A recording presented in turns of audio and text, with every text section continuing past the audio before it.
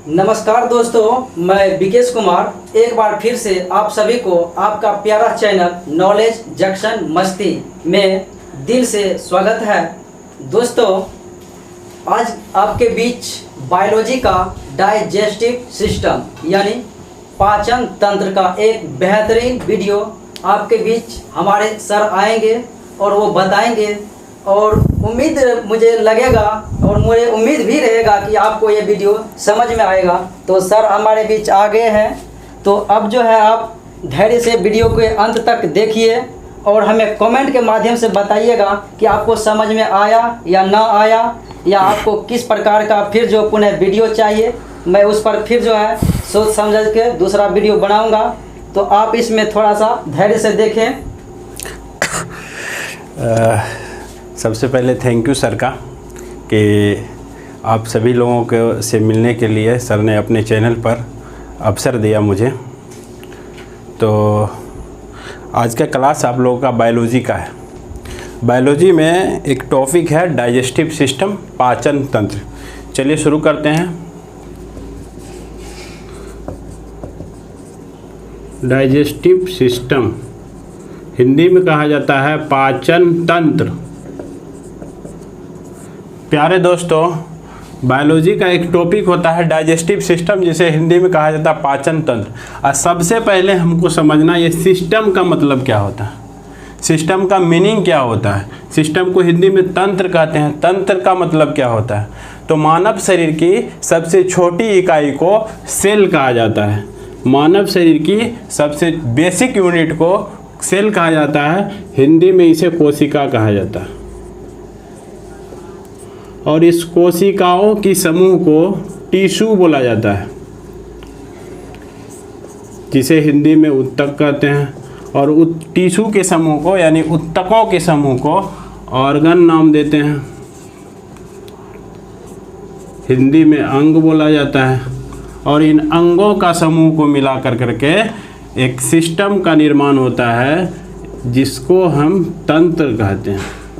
और बहुत सारा सिस्टम जब मिलता है तो मानव शरीर की निर्माण होती है।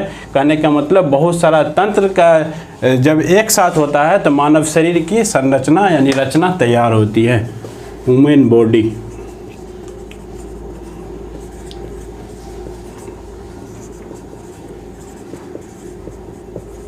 फिर से समझते हैं। मानव शरीर की सबसे छोटी इकाई को कोशिका कहा जाता है और कोशिकाओं को समूह को उत्तक कहा जाता है। कैसे?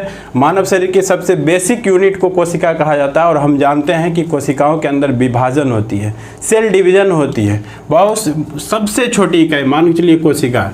और हम जानते हैं कि कोशिका के अंदर क्या होती है? विभाजन होती है। यही कोशिका अनेक कोशिकाओं का निर्माण करती है। और जो जिस टाइप का कोशिका होता है, जैसे कि ये कोशिका है, ये अपने टाइप का कोशिका के पास जाना चाहेगा, ये अपने टाइप का कोशिका जाना पड़ेगा, ये अपने टाइप का कोशिका है, अपने टाइप का कोशिका। इस प्रकार से एक कोशिका का गुच्छा बन जाता है। और इसी गुच्छा को हम टिश्यू नाम देते हैं, उत्तक नाम देते हैं। सेम यही प्रक्रिया होता है। जब बहुत सारा टिश्यू, बहुत सारा उत्तके का समूह जब बनती है तो अंग का निर्माण होता है। और जब बहुत सारा अंग जो एक जैसा कार्य करता हो, जिस प्रकार से बहुत सारा कोशिका अपने जैसा कोशिका का समूह बना करके उत्तक की निर्माण कर रही है, उसी प्रकार से बहुत सारा अंग जो कि एक जैसा कार्य कर रहा हो, उन सभी अंगों को मिला करके एक सिस्टम का नाम देते हैं। जैसे क्या कि जैसे हम सिस्टम का नाम सुने होंगे डाइजेस्टिव सिस्टम, जैसे कि आप ये पढ़ा रहे हैं डाइजेस्टिव सिस्टम मतलब पाचन तंत्र। आप नाम सुने होंगे रिस्पायरेटरी सिस्टम, श्वसन तंत्र। चलिए रिस्पायरेटरी सिस्टम का उदाहरण देते हैं। श्वसन तंत्र यानी कि सांस लेने में जो जो अंग इन्वॉल्व होता है, उनको हम रिस्पायरेटरी सिस्टम के अंतर्गत रखते हैं। जैसे श्वसन तंत्र में सबसे पहले हमारा नाक इन्वॉल्व होता है, उसके बाद विंड पाइप इन्वॉल्व होता है, उसके बाद फेफड़ा इन्वॉल्व होता है। कहने का मतलब इस प्रकार से कई अंग जो एक साथ एक प्रकार की क्रिया कर रही है, तो इन सभी अंगों को मिला करके इन सभी अंगों को ही हम सिस्टम यानी तंत्र का नाम देते हैं। और जब बहुत सारा तंत्र, बहुत सारा सिस्टम जब एक साथ मिलता है तो मानव की शरीर की रचना होती है। कहने का मतलब क्या हम कह सकते हैं कि मानव शरीर की सबसे छोटी इकाई को हम कोशिका कहते हैं। कहने का मतलब मानव शरीर की सबसे छोटी इकाई को कोशिका कहते हैं, कोशिकाओं के समूह को उत्तक कहते हैं और उत्तकों के समूह को अंग कहते हैं और अंगों का बहुत सारा अंग जो एक जैसा कार्य करता है उसकी जब एक समूह बनती है तो उसको हम तंत्र नाम देते हैं, उसी को हम सिस्टम का नाम देते हैं। तो अब ये डाइजेस्टिव क्या होता है, अब ये सर ने बताया ये पाचन, डाइजेस्टिव का हिंदी होता है पाचन। तो ये पाचन क्या होता है, तो इसको बताने से पहले मैं आपको बताना चाहूँगा हम पाचन होता किसका है। सबसे पहली बात कि पाचन को समझने से पहले हम आपसे सवाल करना चाहेंगे कि पाचन होता किसका है।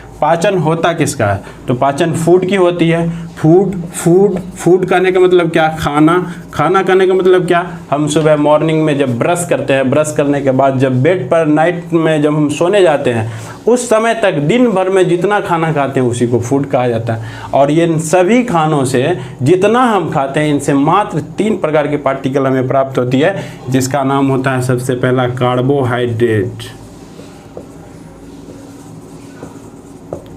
दूसरा होता है प्रोटीन, तीसरा होता है लिपिड्स। कार्बोहाइड्रेट कहने का मतलब शर्करा, इसको स्टार्च भी नाम बोलते हैं, इसको मंड भी कहा जाता है। प्रोटीन कहने का मतलब प्रोटीन ही होता है इसका हिंदी। लिपिड मतलब वसा। सर ने बोला हमने सुबह से शाम तक जितनी प्रकार की खाना खाते हैं उससे हमें 3 चीज़ प्राप्त होती है, कार्बोहाइड्रेट, प्रोटीन, लिपिड्स। अब आपकी ये मन में सवाल चल रही होगी सर हम विटामिन्स भी तो खाते हैं। हाँ भाई, हम विटामिन्स भी खाते हैं लेकिन वो स्मॉल पार्टिकल में खाते हैं। डाइजेशन, पाचन के लिए ज़रूरत होता है कम्प्लेक्स फूड का, तो ये सारा कम्प्लेक्स फूड है, कार्बोहाइड्रेट, प्रोटीन, लिपिड्स।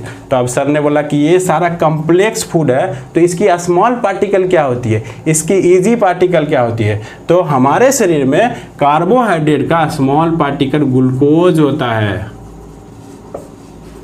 ग्लैक्टोज होता है, ग्लाइकोजन होता है।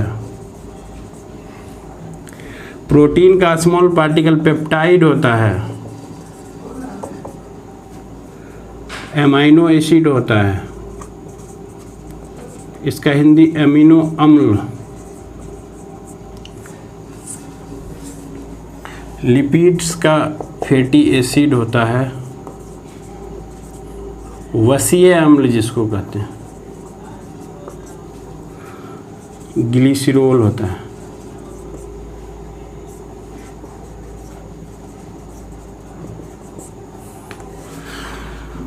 सर ने बोला कि पाचन होता किसका है, फूड का होता है। फूड सुबह से शाम तक जो खाते हैं हम तो उससे 3 चीज़ प्राप्त होती है, कार्बोहाइड्रेट, प्रोटीन, लिपिड्स। अब कार्बोहाइड्रेट, प्रोटीन, लिपिड्स ये लार्ज पार्टिकल होता है, ये कम्प्लेक्स पार्टिकल होता है, पाचन इसी का होना होता है। तो इसका जो पाचन हमारे शरीर में होता है तो हमारे शरीर में इसका स्मॉल पार्टिकल क्या होता है, तो कार्बोहाइड्रेट का। देखिए यहाँ से क्वेश्चन आपको क्रिएट हो जाएगी कि मानव शरीर में कार्बोहाइड्रेट का स्मॉल पार्टिकल यानी कार्बोहाइड्रेट किस रूप में पाया जाता है, तो या तो ग्लूकोज या तो ग्लाइकोजन।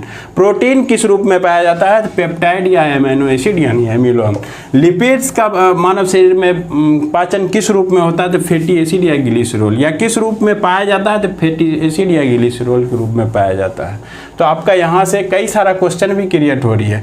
तो मैं आपको समझाना चाह रहा हूँ कि इन लार्ज पार्टिकल का इन इजी पार्टिकल में यानी कि इन बड़ी बड़ी अणुओं का इन छोटे छोटे अणुओं में स्थानांतरण करने की जो प्रक्रिया है इसी को पाचन कहा जाता है, इसी को डाइजेस्टिव कहा जाता है, इसी का नाम है पाचन। तो कहने का मतलब कि बड़े बड़े अणुओं को छोटे छोटे अणुओं में कन्वर्ट करने की जो प्रोसेस है, इन पूरे के पूरे प्रोसेस को हम डाइजेस्टिव सिस्टम नाम देते हैं। आई थिंक आपको डाइजेस्टिव सिस्टम का नाम आपको समझ में आ गया। अब बात है क्या कि ये जो लार्ज पार्टिकल है इसको स्मॉल पार्टिकल में स्थानांतरण कौन करता है। तो आप अगर कॉम्पिटिटिव का स्टूडेंट है, कंपटीशन का तैयारी कर रहे हैं, तो आप एंजाइम वर्ड का नाम सुने होंगे, एंजाइम शब्द का नाम सुने होंगे। ये एंजाइम इन लार्ज पार्टिकल को स्मॉल पार्टिकल में कन्वर्ट करता है, इसका ब्रेक डाउन करके।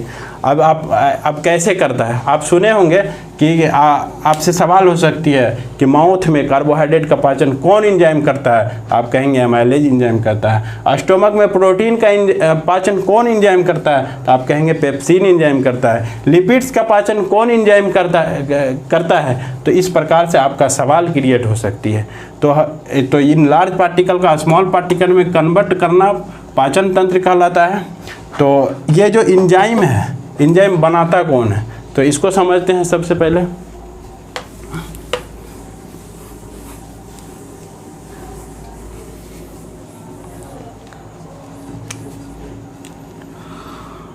आप ग्लैंड्स का नाम सुने होंगे।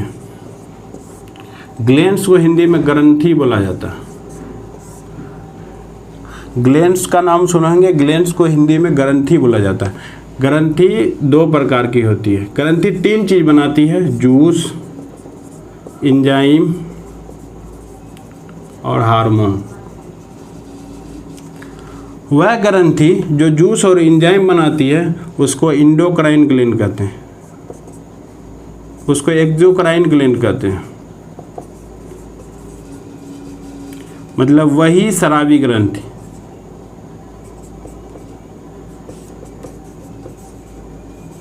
वह ग्रंथि जो हार्मोन बनाती है उस ग्रंथि को एंडोक्राइन ग्लैंड कहते हैं।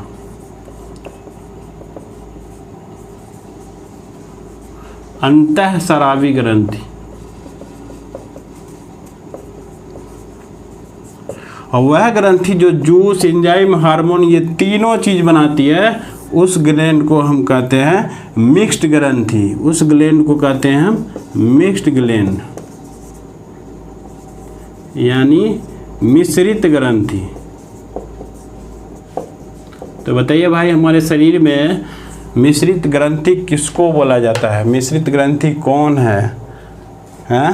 अग्नाशय। अग्नाशय को ही हम मिक्स्ड ग्लैंड यानी कि मिश्रित ग्रंथि कहते हैं। वो हम क्यों कहते हैं? क्योंकि वो जूस भी बनाती है, एंजाइम भी बनाती है और हार्मोन भी बनाती है। आई थिंक आपको समझ में आ रहा होगा। तो ये आपका, अब आप बताइए कि हमको खाना को पचाना है और खाना को पचाने का काम एंजाइम करती है। फूड को पचाना है, फूड को पाचन करने का, फूड को ब्रेक डाउन करने का काम एंजाइम और जूस करती है। तो हम कौन सा ग्लैंड पढ़ेंगे यहाँ, एक्सोक्राइन ग्लैंड या एंडोक्राइन ग्लैंड? तो हम पढ़ेंगे क्या? Exocrine gland.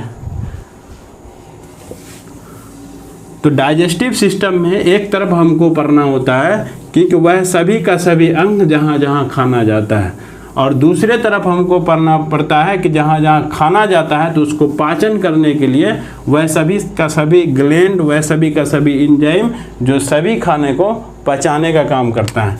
तो हम लिख सकते हैं एक तरफ में एलिमेंट्री कैनाल,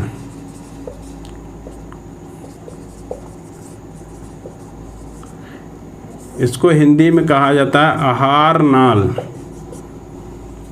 दूसरे तरफ हम लिख सकते हैं एक्सोक्राइन ग्लैंड।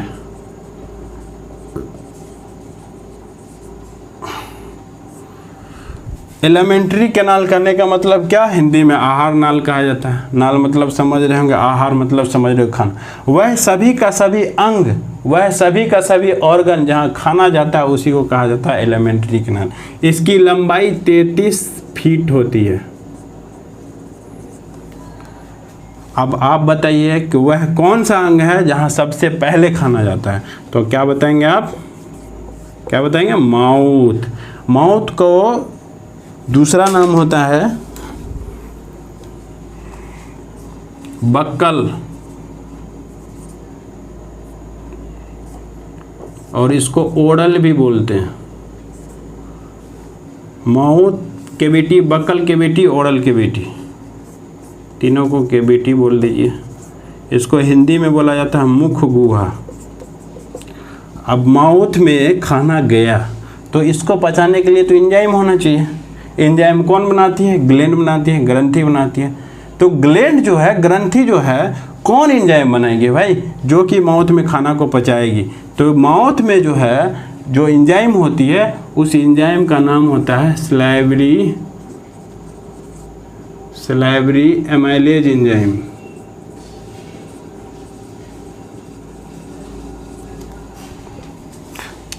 अब बताइए मौत के बाद खाना कहाँ जाएगा? मौत के बाद खाना ईसोफेगस में जाता है। ईसोफेगस को हिंदी में कहा जाता है गर्सिका। यहाँ पे हमको कोई ग्लैंड उलैंड पढ़ना नहीं होता है, क्योंकि यहाँ पे खाना का पाचन होता ही नहीं है। 3 नंबर में हमको पढ़ना होता है स्टोमक। स्टोमक को हिंदी में कहा जाता है अमाशय। ध्यान रखिएगा, यहाँ पे बच्चा कन्फ्यूजन होती है हिंदी में। स्टोमक का हिंदी अमाशय होती है, स्टोमक का हिंदी अमाशय होती है, और पेनक्रियाज का हिंदी अग्नाशय होती है। तो ये अमाशय और अग्नाशय में बच्चे कंफ्यूज कर जाते हैं, इसीलिए ध्यान रखना है कि स्टोमक का हिंदी अमाशय होती है और पेनक्रियाज का हिंदी अग्नाशय होती है। तो चलिए आते हैं टॉपिक पे। स्टोमक को हिंदी में अमाशय कहते हैं, और स्टोमक में हमको जो ग्लैंड पढ़नी होती है वो गैस्ट्रिक ग्लैंड पढ़नी होती है। क्या पढ़नी होती है? गैस्ट्रिक ग्लैंड, जिसको हिंदी में कहते हैं हम जठर ग्रंथि।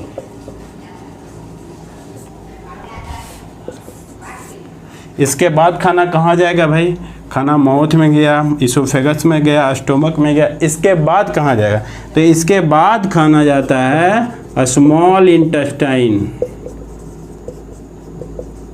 जिसको हिंदी में बोलते हैं हम छोटी आंत। छोटी आंत में हमको 2 चीज पढ़ना होता है, एक लीवर, दूसरा पेनक्रियाज। लीवर को हिंदी में यकृत बोलते हैं, पेनक्रियाज को हिंदी में अग्नाशय बोलते हैं। अब स्मॉल इंटेस्टाइन, छोटी आंत में खाना चली गई। इसके बाद कहाँ जाएगा? तो इसके बाद खाना जाती है लार्ज इंटेस्टाइन में।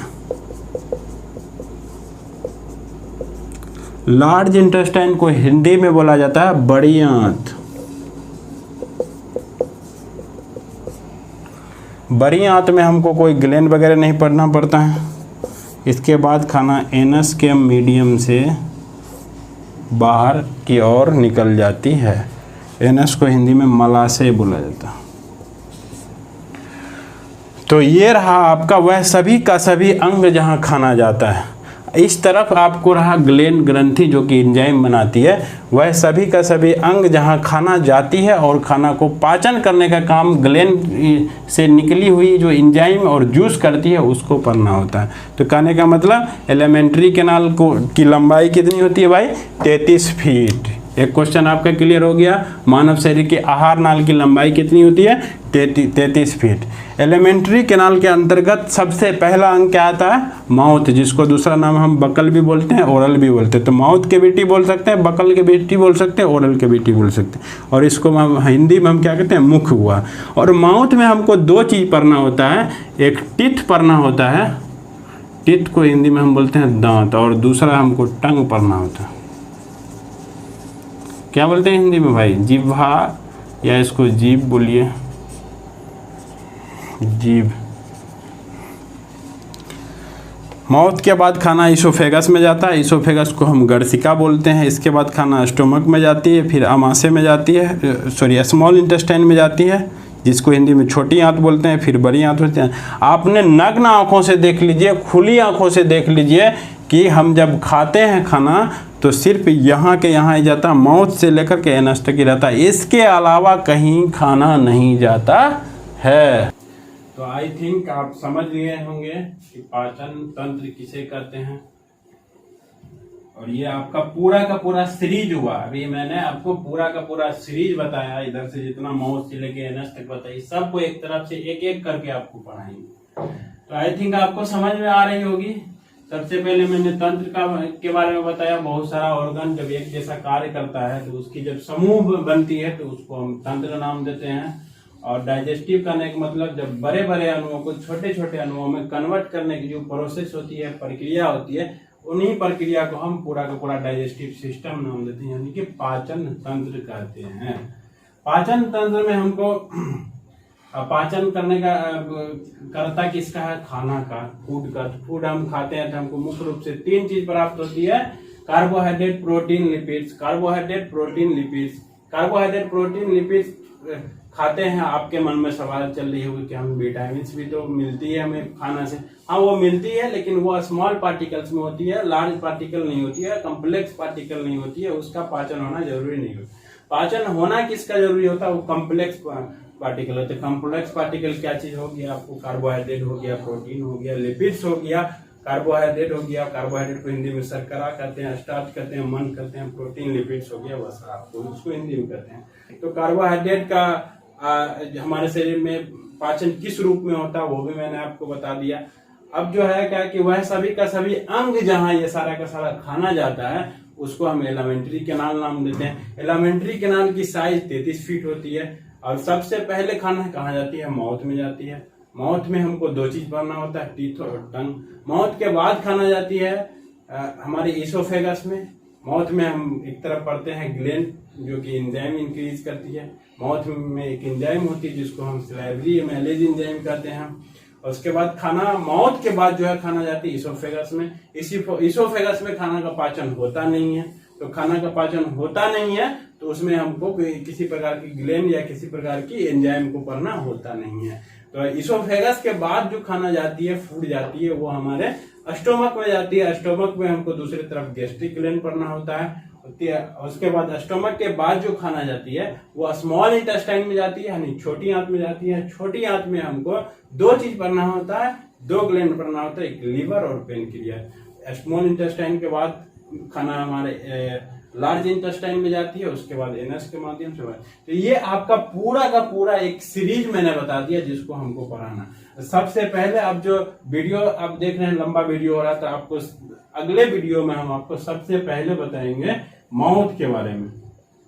एलिमेंट्री कैनाल का सबसे पहला पार्ट जहाँ खाना जाता है, तो कहाँ जाता है खाना? माउथ में। तो माउथ में हमको दो चीज पढ़ना होता है, मैंने आपको बताया, टीथ और टंग। टीथ को हिंदी में बोला जाता है दांत, टंग को हिंदी में बोला जाता है जीभ। तो हम सबसे पहले टीथ से शुरू करेंगे, उसके बाद टंग पढ़ाएंगे, तब आपका माउथ कैविटी खत्म होगी। माउथ कैविटी के बाद हम एक तरफ से सीरीज बाय सीरीज आपको पढ़ाते चले जाएंगे। तो इतना आई थिंक आपको समझ में आई होगी। वीडियो को देखें, लाइक करें, शेयर करें, अच्छा लगे तो सब्सक्राइब भी करें।